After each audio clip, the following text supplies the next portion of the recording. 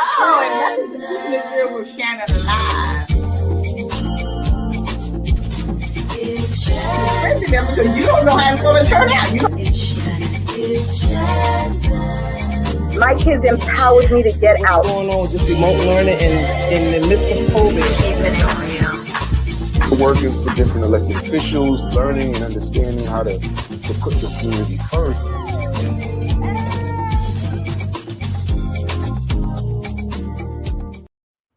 Hello, and welcome to Keeping It Real with Shannon. Thank you so much for joining us tonight. Hello, ladies. Hi. Well, good. Well, last week we kind of talked about feeling the holiday depression because around the holidays, some people start feeling depressed, and we want to continue that conversation because of things that happen around the holiday. We always lose a lot of loved ones, starting around before Thanksgiving to after the New Year's. And, we wanted to invite on a special guest tonight who's very knowledgeable of this topic. Let's talk grief. And so we're going to have Dr. Vanessa to introduce our special guest tonight. Hi, welcome. Our special guest tonight is Reverend Asim L.F. Shannon. He's the founder and servant leader of Ade Insights Ministries in Queens, New York. He's a certified grief recovery specialist and a certified grief educator. Let's welcome our guest tonight, Reverend Shannon. Well, hello there, Reverend Shannon. Good evening. How are you? Good evening.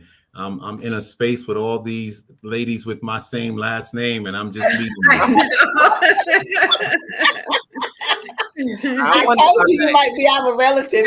It's a possibility. I'll do the investigation. I'll investigate. Oh yeah, that's our detective there. Yeah, right. But thank y'all so much for having me. Yes. Thank you for coming. I'm so happy to have you to come on. We were saying earlier that around this time of the year, I don't know what it is, but we lose a lot of loved ones around this time of year, started before Thanksgiving and until after the New Year's. And it just takes a toll on you when that happens, because you find yourself almost in some kind of grief or grieving during the whole holiday season. So we want to talk to you tonight, about handling grief. When something happens to us, we all handle it in different ways, I know. And, we all go through some certain changes, but maybe you can kind of give us some comfort in how, we should handle grief when it happens to us. Well, I think what needs to happen first and foremost is we need to have a clear definition of what grief is, what unresolved grief is, and then look at some ways in which we can handle that process. First and foremost, grief is probably the most intense human emotion that we will experience. And when you think about it, what is grief? Grief is, as I've learned through my certifications, and one being with the Institute of Grief Recovery, is that grief is the normal and natural reaction to loss. And I think we have to really keep in mind that when we experience a loss, all the things that come along with the emotion of grief, the sadness, the isolation, and all the other plethora of feelings, that's normal and it's natural. Unfortunately, we live in a world that treats grief and people who are grieving as if it's something that's abnormal or unnatural. And what I've discovered is that happens because people really don't know how to hold space for people who are actually in grief. And when I say hold space, what I mean by that is just being able to be present with someone and they're not feeling good. Oftentimes we are with people who, or it's easier to be with people when they're feeling good and when they're not feeling good, because it makes people around them uncomfortable. We often try to shift the narrative. We want to change the situation. And what happens in that moment is the moment you and I cause someone or try to help someone to feel different in the midst of their sadness, what we're actually saying to them is, I don't know how to be with you where you are. And this makes me feel uncomfortable. So let me do something to allow myself to feel more comfortable. And what that does, in essence, is it really does not support the person where they are. So what Well, is I think I'm not cutting you off, Shannon, but I think that also comes from. I think it's just like this human nature. When something happens to someone, your first instinct is to, put your arm around them and talk to them, and try to ease their comfort, try to ease their hurt. Just talking to them in the sense like it's gonna be all right. We know it's gonna be all right, but at that present time, you're not listening to. Truthfully, I can just speak for myself. You're not hearing anything anybody's telling you, even though they're telling you it's going to be all right. Okay, we know what happened.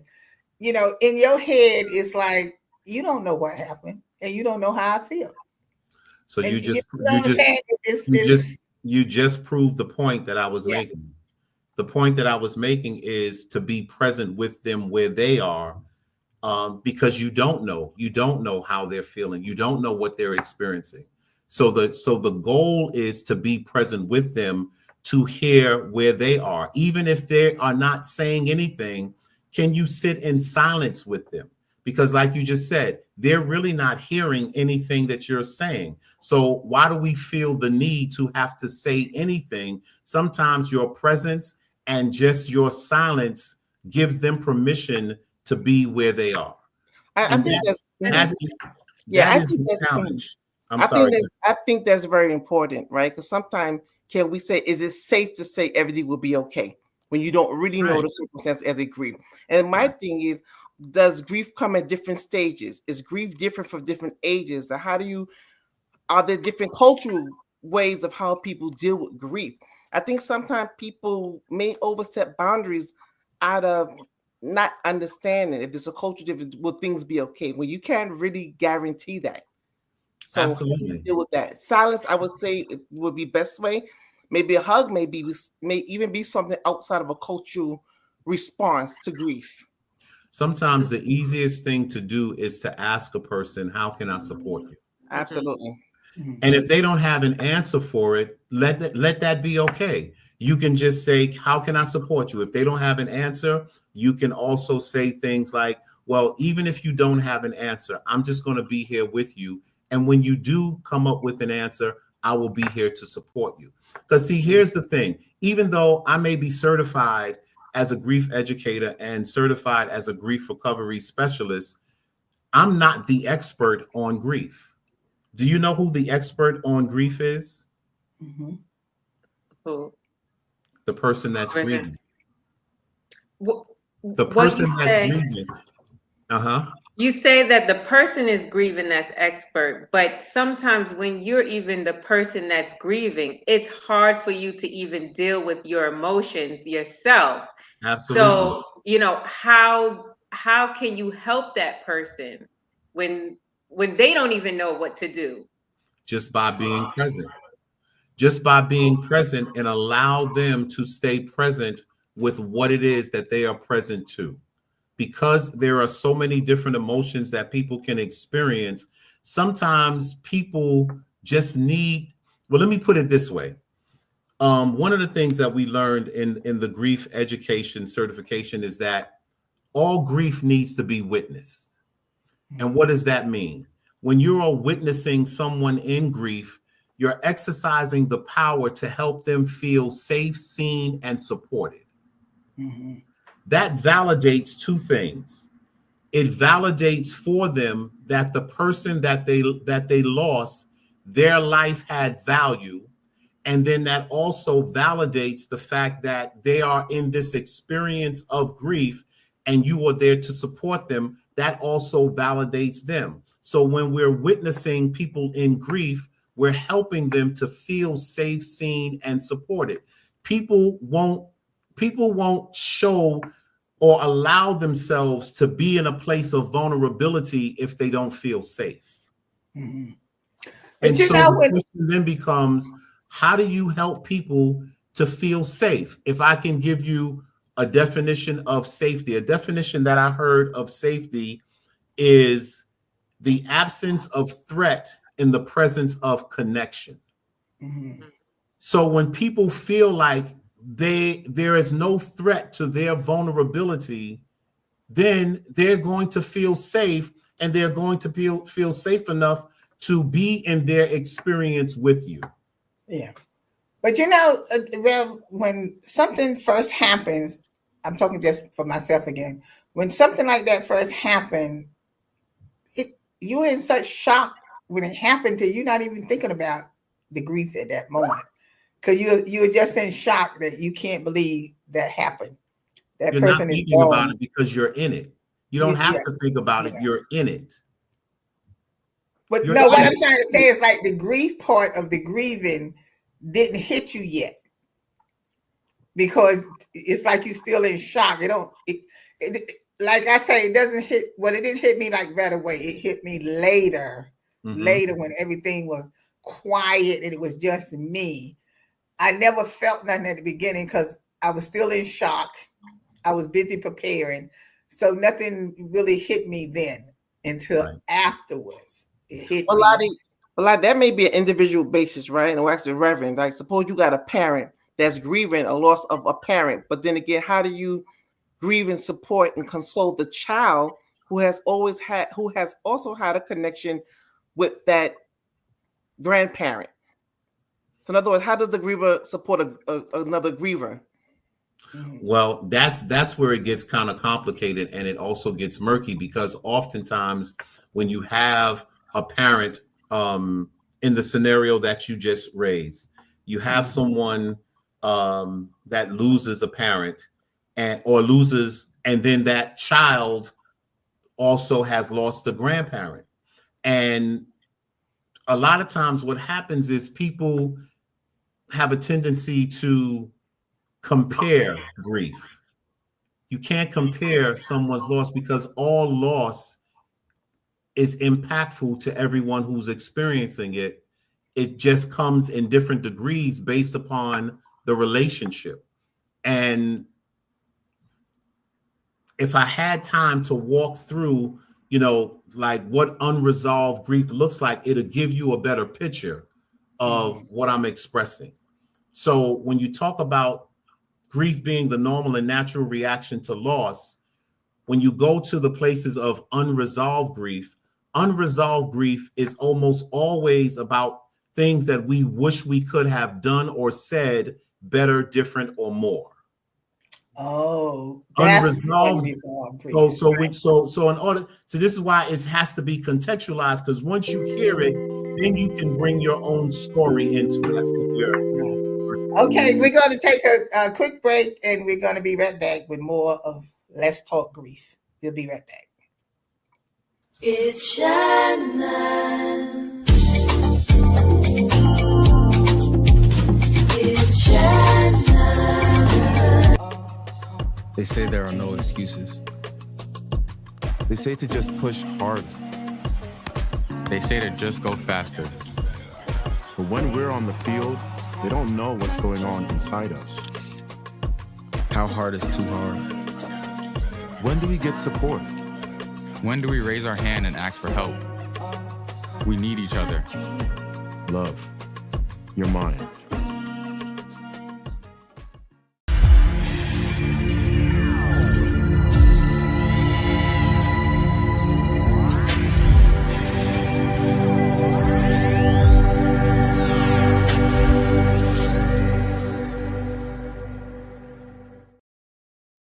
Hi, we're back with our topic, Let's Talk Grief, or with our special guest, Reverend Shannon. Reverend Shannon, I wanted to ask you about like when you are grieving in a situation, like when you lose someone, but it's kind of been a while, not a long time or anything like that. Is there such thing? Okay, this is what happened to me. I mean, it could sound crazy, but I truly believe it was. It was like when my mother died, right? One day, because she lived upstairs from me, right? So I always would put the broom in the rake behind her door. So I was outside cleaning the yard. I came in, I put the broom behind her door, and all of a sudden I hear this voice calling me. She was calling me by my nickname. And I was so scared. I was too scared to turn around, right? And it was like all of a sudden I just turned around and it looked like I saw her standing at the top of the steps. And I was so scared. I just ran in the house and closed the door.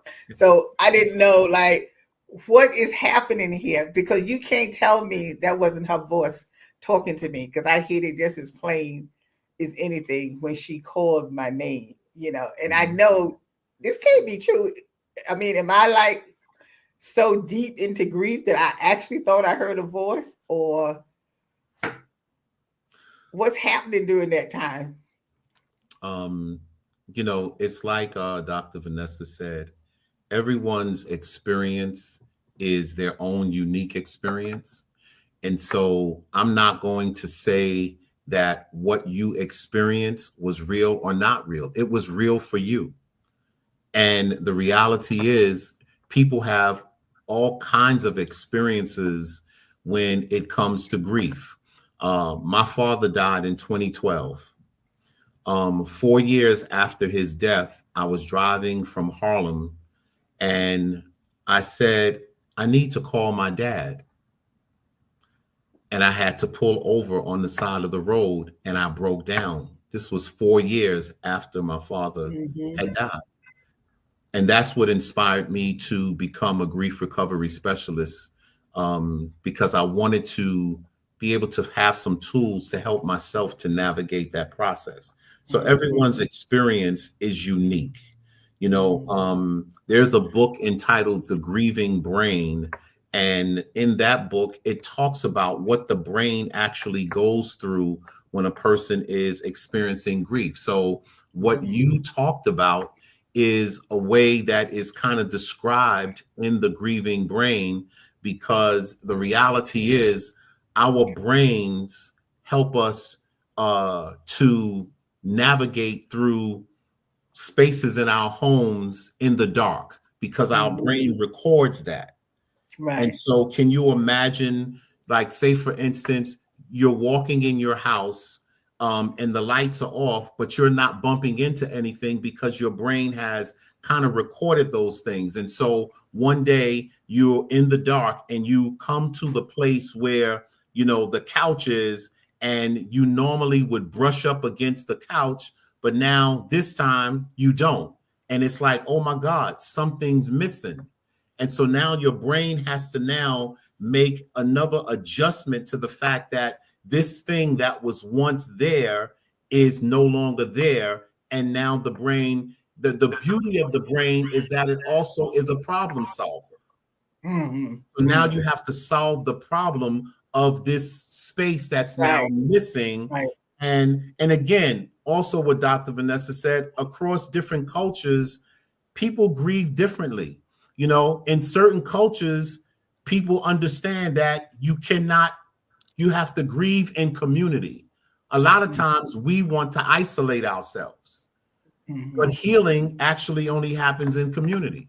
So your experience is your unique experience.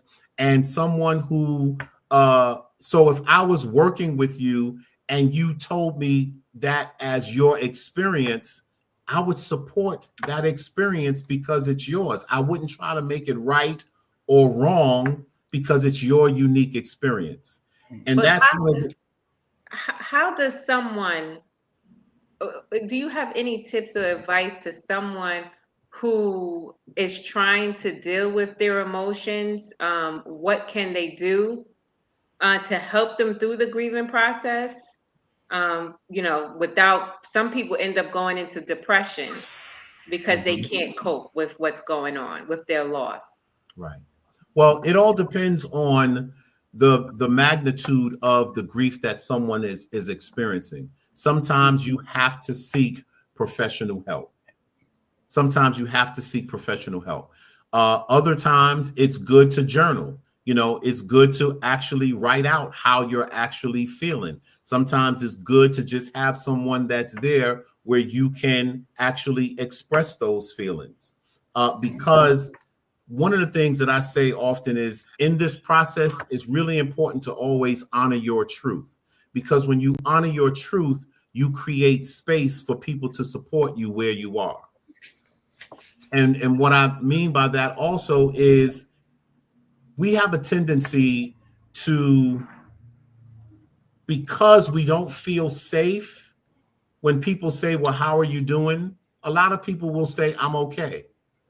Right. And one of the things that I offer to people is this, because I don't want to take away your okay. So I'll suggest to them, well, as opposed to just saying I'm okay, try this on and see if it fits. Say I'm okay, that I'm not okay. Right. I want like sometimes through life, right? This is a journey, right? Journey is different pathways for different people. We only look at the living things that are living, things that are in the moment. Some may be intentional, some may not be intentional. Do you recommend that throughout the process that people talk about death and loss? Absolutely. But they can come to an understanding that things are not always forever. And sometimes things die, even if it's like a plant or animal, some kind of loss. That I think the conversation should be. I know people don't like to talk about death because it's just something more. And I don't want to talk about that. They don't want to talk about it. But I think just the idea of talking about a loss of something kind of help people get through that process when it becomes more of a reality. No, I think, I have conversations around death all the time. And I think the more that you engage in that as a part of life, not saying that it's going to make it any easier when it happens, because your process is still going to be your process. But the fact of the matter is you are in some way, shape, or form prepared for this as a reality that is going to transpire. Absolutely. And so again, if because the topic is so broad, there is a whole lot that you just can't get in the small amount of time that we have. But if I can offer anything, it is definitely to make sure that you have people who know how to hold space for you, people who are there with you in loving support, people who are there who are not trying to shift or change where you are, but they are supporting you right where you are. That is extremely important, that you do not isolate yourself, that you have an idea of what it is that you need.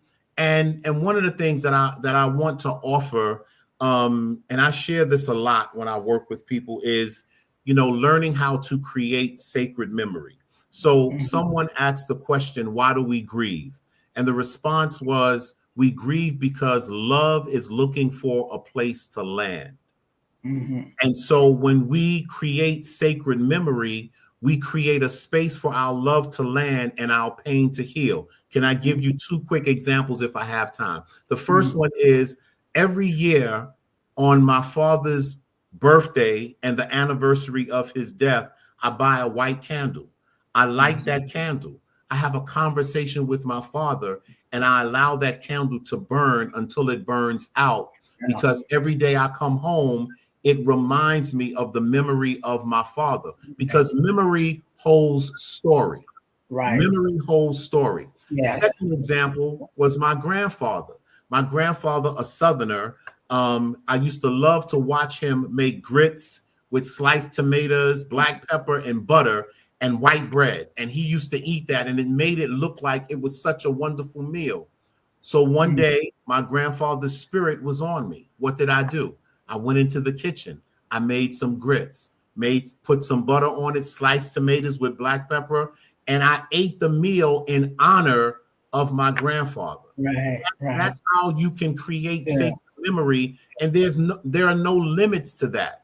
And you can have those conversations. You can say things that you did not get a chance to say while the person was living. But one of the key things, and this is what I mean by it's so hard because there's so many layers to this. But one of the key things in terms of healing in your grief is recognizing the things that you may have to forgive the person for, because that is an essential part of your healing. Because no relationships are perfect. No, they're not. But I tell you, what you said about talking about that person is really, really helpful. You know, when you talk about that person, about some of the things, the good times that you had together. I mean, even the bad times or whatever, but just keep it. It's almost like keeping them alive by talking about them. And I found that to be very, very helpful. Well, And that's the other one thing thing, that I say is the only way that a person ever truly dies is if they are forgotten. exactly. For sure. Exactly. And I know another thing that Hope B is, I did a lot of praying, asking God to take that burden off my heart. Just lift that burden off my heart. And I did that every day. And then after a while, it was like it just lifted off me. And I could do what I needed to do and carry on and stuff like that. Because you got to be doing a lot of praying at that time. And that's a factor that comes into the process. And that is, Mhm. if you have a spiritual practice, then you also incorporate that in your grieving Yes. process. Yes, because he'll lift it now. He'll lift it. I can say he can lift it now. Everybody else can talk for Absolutely. themselves. But I He know that's can. what got me through, is because I know that he can do what needs to be done. And you And if you ask him, learn to live through it as well. You exactly, never get over it. You just learn to live with it day by Absolutely. day. you know, you can go on, because like you're walking around crying every day, you know, after a while it just gets to you. But then when that burden is lifted up off you, where you can carry on, but yet and still you can talk about it, you know, it's a big relief. It's a big relief, you know. And look, our time went by so fast and everything. Everything we have to talk. You're gonna have to come back and do a part 2 for us. So Well, we can do a part. that's fine. I would love to, because like I said, it's so much information that I would like to give to you. And then you can also put your personal experiences into the information that you get. So Well, we thank you so much for coming on and joining us, and we thank everybody for joining us. And you can watch us every Saturday at 5:30 on Brick Arts Media and 2:30 on Manhattan Neighborhood Network. So thank you again for joining us. And as always, we'll see you next time. thank you. Take care, everybody. Bye. Bye-bye. Today's show is sponsored by Abu's Bakery. If you have a sweet tooth, stop by Abu's Bakery for some delicious cakes and pies. Would you like beautiful pictures for your home or your office? Then stop by Faith Art Gallery. They have a large selection of pictures from around the world. It's Shannon.